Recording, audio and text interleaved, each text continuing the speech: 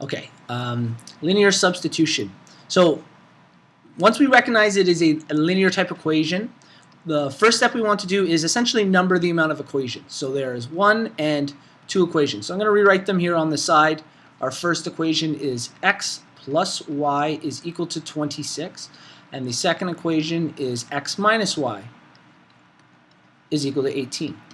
What we want to do is isolate in either equation for one of the variables. So there are 4 possible things we can isolate for. It doesn't matter which.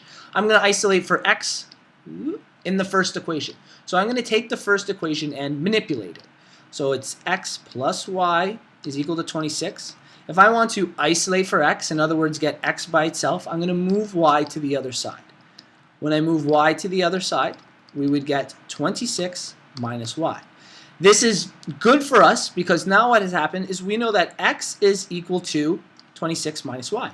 So what we do from here is we substitute this value in for the x in the other equation. So we're going to replace the x in equation 2 with 26 minus y. So I'm going to rewrite equation 2. We have x minus y is equal to 18. And I'm going to replace x with 26 minus y. So now what I have is I have an equation that is just the y value. Okay, so I can now isolate variables. So this distributive property, there's nothing to do here. I can just drop the brackets. I get 26 minus y equals 18. So I just need to isolate for y. Negative y minus y is negative 2y. So we get 26 minus 2y is 18. I want y by itself, so I move 26 to the other side of the equation. It becomes a negative value, so I get negative y is equal to 18 minus 26.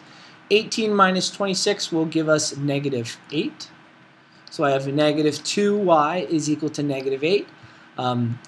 Because we are multiplying by negative 2, I can divide both sides by negative 2, and I'll get y is equal to 8 divided negative 2 is positive 4.